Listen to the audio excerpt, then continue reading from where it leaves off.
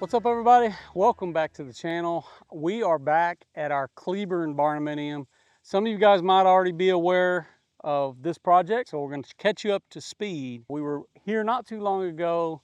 We were getting our pad site done, got all this ready and in place with our select fill, and then a little bit later on, got all of our underground done, everything prepped for pouring our concrete foundation here on this build. Overall, we got like a 66 by 44 foot spread, approximately somewhere in that vicinity. And we got all this taken care of. I've got a 2,000 square foot living quarters under roof with 3 bedrooms, 2.5 baths. It's going to be pretty simple in the overall layout, but it does have a pretty nice great room overall, 12 to 1,300 square foot with a nice sizable porch on the back. Our wood framers are back here today, and they're getting started with a lot of our interior wood framing, as well as all of our tie-ins with the exterior wall systems, where we'll be putting our zip system on the outside of this whole perimeter. And today in this video, we're going to be showing you guys some of those methods when it comes to our hybrid steel framing. I hope you enjoy this video. Let's get it going.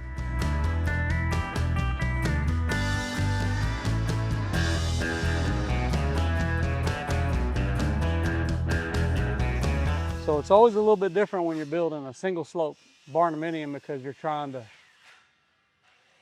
have one side that has a lot more wall visibility than the other, and here still got a pretty good eave height on the front side, but I think it's all the focus is going back here off the back.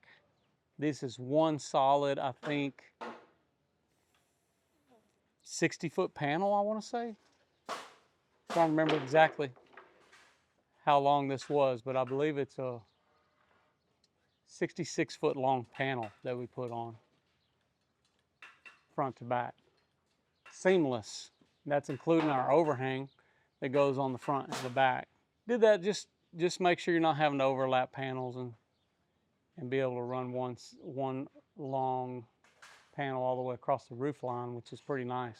No ridge line or anything like that where you got to be concerned about any water coming in or penetrating on the main roof line. Well, I was thinking wrong. So we're 44-foot long panels going front to back. Correct. One seamless panel. I had that bigger measurement, like 66 foot, but it goes 66 feet wide, 44 foot long. That makes more sense, because I was like, well, there's got to be a seam somewhere if there's 44 foot. But that's front to back, so that makes sense. Right. Yeah, so I made a mistake. It's actually front to back. 44-foot long panel, which makes sense because you go anything much over 50 foot, I would think get kind of crazy. But overall, panels look pretty good for that long of a. You got to make sure you're not doing that on a windy day. So like yesterday evening wouldn't have been a good time, because we got Hurricane Burl coming through town right now, which is going to bring a lot of rain. But the great thing about this is they can work underneath this even if it's raining and get as much progress going as they can. A lot of this zip that has to be put on even under the porch, they'll be able to work through rain. So it's a good time to have this one to this point. Wood framers are here now, so we are working on getting all of the main layouts done.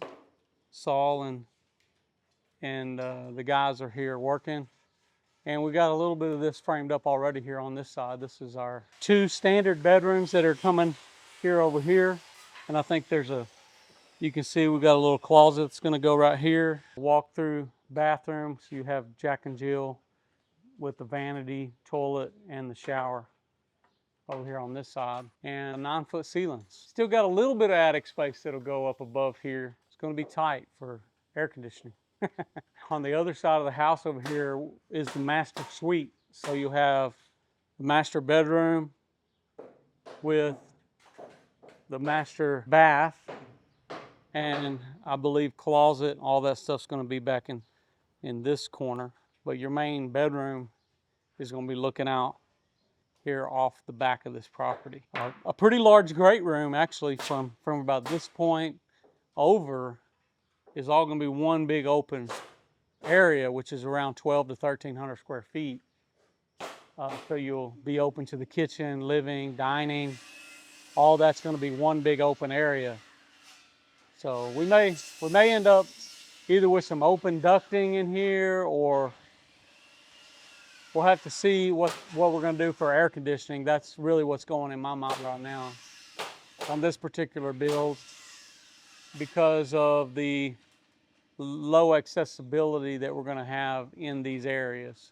We are building our purlins inside of the I-beams. As you can see, this is a pretty typical detail that we have been doing more in our recent builds. Got a little bit bigger beam because of the span. These are 14-inch I-beams. As those carry across, we'll have some exposed beams over this area. This right here, this beam will be exposed because it sits down below where the purlins sit. This one, I believe, will sit in the wall because my wall ties right here. This one sits in the wall. So the only way to kind of get around that would be to try to build like a faux beam that matched that, if you wanted to have something that matched from this side with the same spacing back to that wall. A lot of times you just kind of let it land where it's going to land, but because of I think of this particular layout and for symmetry, may want to build a faux beam going through there just so you have it duplicated. Might look a little bit better. So really right now we're doing our treated steel plates. Nothing overly special is happening here with this. This is our 2x6 on the exterior walls, and our seam actually gets sealed where our sheet ledge goes with the 2x6 itself. So we will use the zip flashing, the liquid flashing, which will go all along the bottom of the concrete, and we'll seal it there, which is our typical detail that we do. Now on our like black gold project, we're doing some different methods there, but everything we're doing here is pretty typical for us, you know, with our roof detail, all of the way that we're attaching the steel to the 2x6s, working our corners. All that's going to be wrapped with the zip system. A lot of typical details going on here because this is our standard setup when it comes to our Barndominium steel hybrid frame Barndominiums. It's just one big roof, pretty much assembly, covering all of these living quarters, which is going to give a nice dwelling underneath. But you still get all of that duplicated strength on the exterior with the zip system for shear strength, as well as all of the steel strength that goes up and over above. So basically, you put one of these little nails with the little things, you put it in the gun, you cock it, this, and it only shoots if you pressure it down, and then you pull the trigger, and like the air pressure in the gun puts the bullet through the piece of wood and into the concrete, so the piece of wood can stick in. 27 caliber strip loads is what we're using here for our shots. Are these the ones we're using in the main steel too? Yeah. Same ones? We used like a 2.5 inch nail for the floor too? No, this is 3-inch. 3-inch for the concrete? 3-inch. This is the concrete? 2.5 for the steel. This is the steel. Okay. Yeah. Works pretty good. What's your stud spacing? 16 or? Oh yeah. Right now I'm building this wall. We got a stud space 16-inch on center from point A to point B. Right now I'm about to frame this door also, set this header. Put the little cripples on top of the header, my double top plates. on top of my top plates right here, all around, and overlap them so get nice and secure. Another detail that we started doing not too long ago, if you look up here, you can see it a little more. Our steel fabricators, I've had them making holes for us for our trades to come in here. So right at the top there above, at the top of this post, you can see I've got a prefabricated 2-inch hole diameter, which allows for them to run plumbing through there if they needed to, electrical wiring, those kind of things. If there was a reason why they needed to pass through the beam, that's a place that they could do it. So we're kind of making provision for the trades. Other than like some of your BCIs, when you're building upstairs, sometimes that becomes a little bit of a difficulty. I don't think they were going to necessarily have to have something like this on this one, but it just keeps everybody from having to drill through the beam as we go, because these are suspended across, and it gives them a way to get across there without having to drill holes themselves. So we're not leaving it up to the trades to make their own holes. This is just going to go up higher anyways, because this wall will actually go all the way up to the top where that other red iron is. And they're just using a little bit longer studs here, but all of these walls are going to go all the way up. They're just using the 9-foot studs for this spot because that's the height of the ceilings in these rooms. So they'll end up putting additional plate on top of that and going up above there and framing all the way up to the roof line there. This is just something we normally get our interior wall studs the same height as or they're made for the ceiling, whatever that ceiling height's going to be. That way they can kind of work along there, build their wall studs up to the ceiling height, and then they can fill in the gaps, and that's kind of what they're doing there. A lot of times, depending on where you're hitting, like on these exterior walls, there will be some double stacked walls sometimes. It's not taking anything away because these are not going to be load-bearing walls. Everything is just kind of filling in, and they'll be attached to this, so you have a lot of additional shear strength along the way because you're tying into all this steel at every 20 foot or so. I believe the farthest span we do have is like a 22 to 25 foot from this beam over to there. Some of that had to do with the spacing of this particular design, but the majority of this is all, like these beams are pretty close together.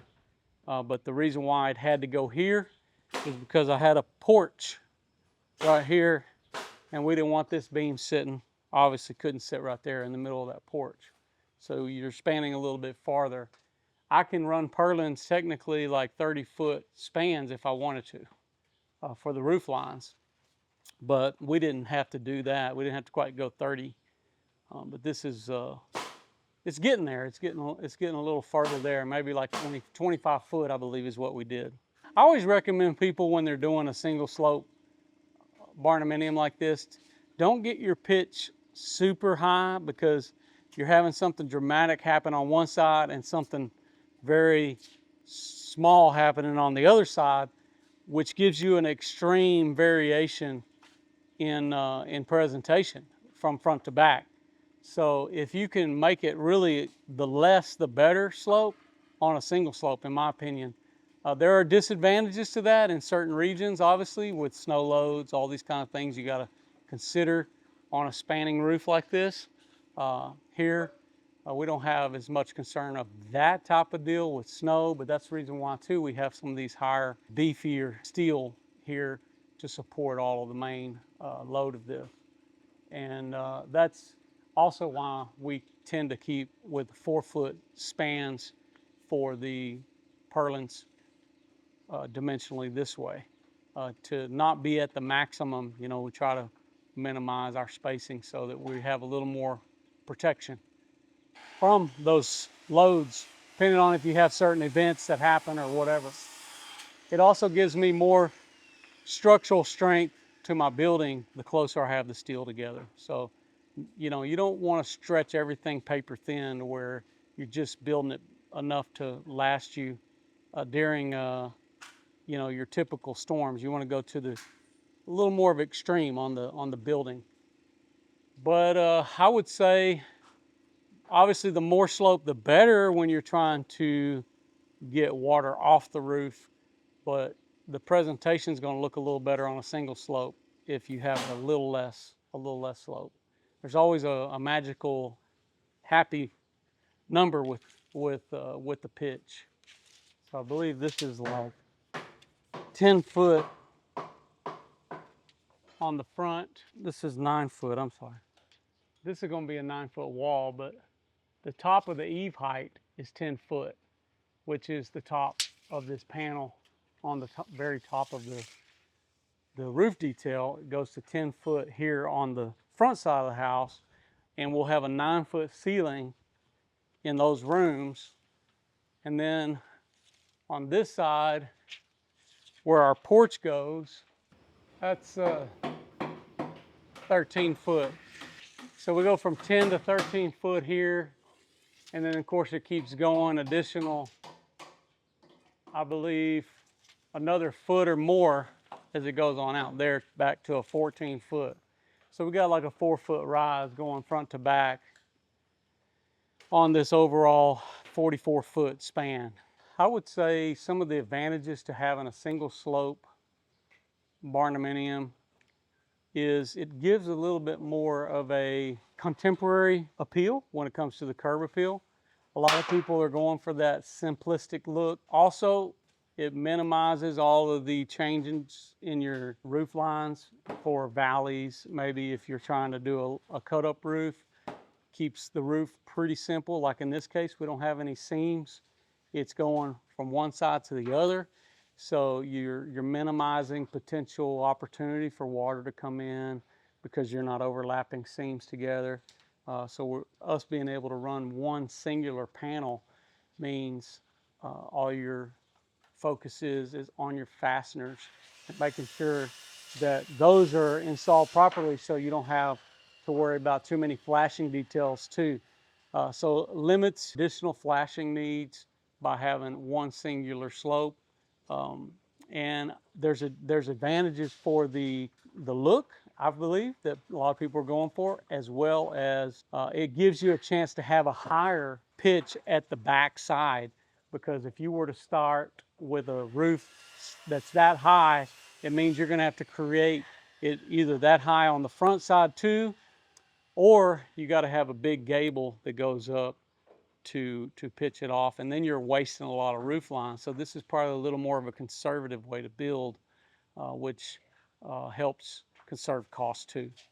So here's one extra 44-foot roof panel that we had left over here. We always try to have at least one extra just in case something goes wrong.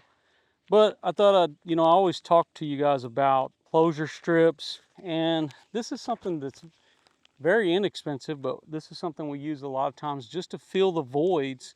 I want to just kind of show you how that works. Basically, it fits in and matches the profile exactly with the roof. So this is how it works. There's a sticky side to this as well once you peel this white tape off, but this is just a simple way to kind of close it up where it goes over the purlin. You can sit this right on top of the purlin, and as you lay your panel down, it's covering that, it's closing that in so that when you use your spray foam or whatever, you're not blowing it out everywhere. But the closure strip's probably the most inexpensive way to begin with some of your air tightness, but it's definitely, it's not the end all for air tightness, but it's a start. So this is a good way to start with your roof closures. Also, we like to use these around the base. Sometimes, even if the panel's already maybe installed, you can come back and shove this down into there, especially if it's not fastened off at the bottom. You can slide this into place, and that way you're just blocking it all off all around any openings. So this is a good way to help with closing that stuff off. like I said, gives you a good start at air tightness. You can see how we've got the closures right there at the breaking point at the top purlin that goes all the way across. That's because that's where our seal line's going to go for the exterior wall, which will start here. This is where our exterior wall starts. It goes up into that spot, so they'll be sealing that from that point. That is a key component of this particular build, because a lot of times, you know, we set our closures at the seal wall right there where that wall starts. Now, your soffits, your overhangs, those kind of things, you definitely want those to be sealed off as well, but that's not where your spray foam, all that kind of stuff's going to go. So we don't want spray foam coming in or going out of the building. We want it to all stay here where we're sealing everything off. So we like having those closure strips right there. Here's our zip system is protecting all of our other lumber already. So you guys got it laid out.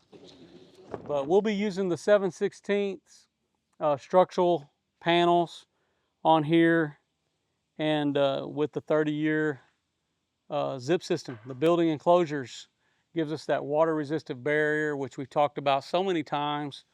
And building for an air barrier, we feel like this is probably the biggest part of it. You get like 5 in 1 with this type of product. You're getting your shear strength, you're getting your thermal break, you're getting your air barrier, and all of the, you're saving on labor because you're not having to do 2 different events at one time, as opposed to doing, say installing your typical OSB and then having to do a wrap around the house with a paper wrap or some other type of product. Here we're getting all this in one, and so it saves time, which is eliminating some of the costs on the project. And with the tape, you get a 30-year system. So if you roll the tape and you install everything properly. So for us, because we're building for air tightness, this becomes the single most important, probably, product that we're putting around this structure because of the air barrier that it provides for us. And Zip has been a great product for us to use, and we'll continue using it for many years to come. Zip system is so great. You can build your own crates, boxes out of it, nail boxes. You know, I feel like the you know, Bubba on Forrest Gump, where he's talking about all the different types of shrimp. You got jumbo shrimp. That's what Zip is. You can do anything with it. Look at that. I've seen people going down the road, they've got their back windshields zipped up on the back. A lot of great advantages for this. It holds your car door on if it falls off. So this has actually been out in the weather a lot. You can see, you know, it's still together pretty well, but you can definitely see that it's been weathered. So probably past its 180-day exposure. See if we can break it. Does a big job. A small piece of material with a big job. The little things that make the biggest difference sometimes. So this is our typical wall detail here, where we have our steel. As you can see, the wood is fastened into here. Our zip will be coming across here. You can see where it's attached right here. And you can see our seal plate, how it comes down with this sheet ledge, which allows us to bring the zip down straight where this concrete begins at the main slab level. Then we have the sheet ledge that goes down even further, 1.5 inches farther down. So our zip will actually stop right here. We'll use our liquid flashing to seal all the way around the perimeter of the build.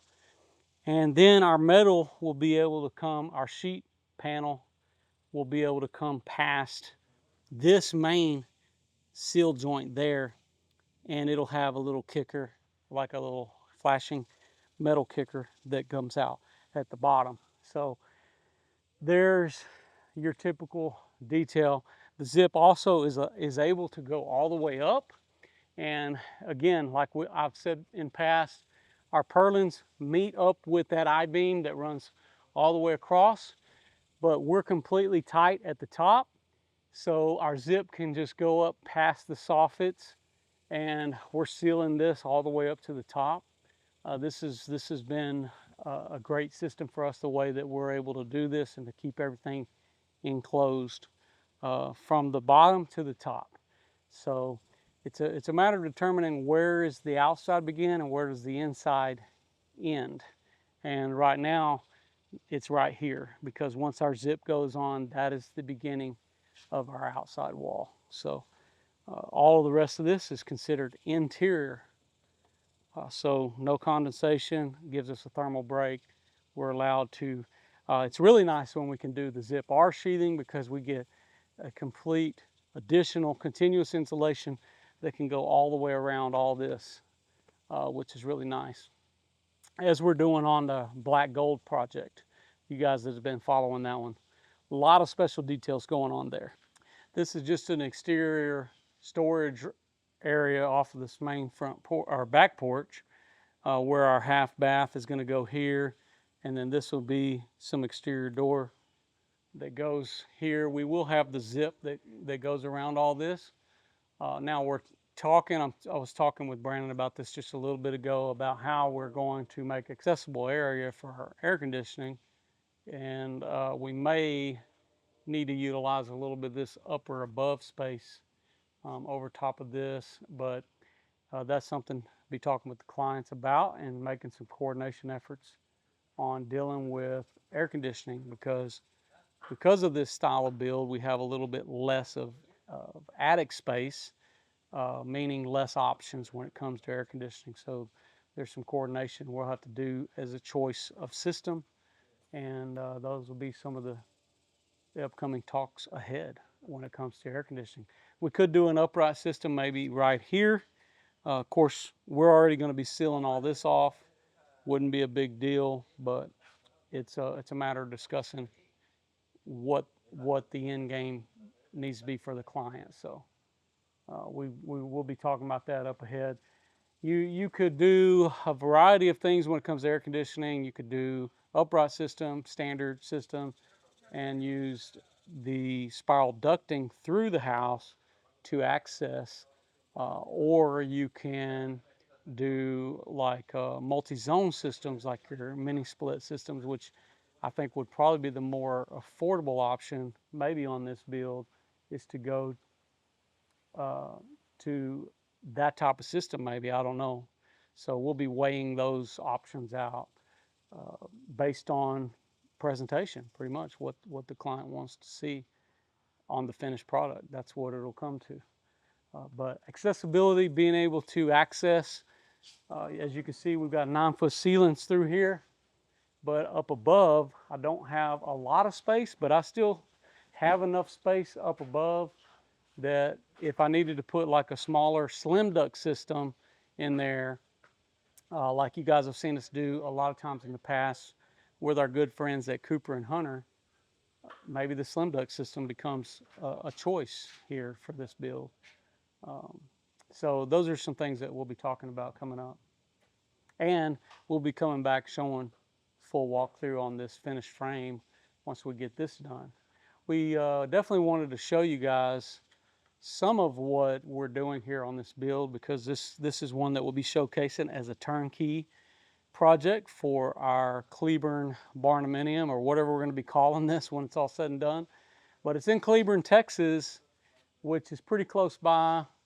It's pretty neat property for some really deserving people. So we're excited about completing this project, showing you guys all of these, the finished framing. Once we get this done, you're going to have to follow along for more details. Once we get this part done. You know what's next: windows, flashing details, all of the doors. And I think we've got some big slider top door that we're going to be doing off the back, which we'll be actually making our wall a little bit thicker back here. So a lot more to come on this build. If you guys haven't already subscribed to the channel, please do that now. Don't forget to follow us on Facebook and Instagram. I'm Josh Helm, wishing you all the best. Thanks for watching. Texas Best.